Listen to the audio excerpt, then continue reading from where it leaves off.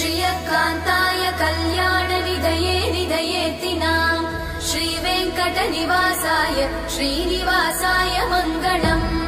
लक्ष्मी सविभ्रमालोकसुभ्रूविभ्रमचक्षुषे चक्षुषे सर्वलोकानां वेङ्कटेशाय मङ्गलम् श्रीवेङ्कटाद्रिशृङ्गाग्रमङ्गलाभरणाङ्ग्रये मङ्गलानां निवासाय श्रीनिवासाय मङ्गलम् सर्वावयव सौन्दर्य सम्पदा सर्वचेतसां सदा सम्मोहनायास्तु वेङ्कटेशाय मङ्गलम् नित्याय निरवध्याय सत्यानन्दचिदात्मने सर्वान्तरात्मने श्रीमद् वेङ्कटेशाय मङ्गलम्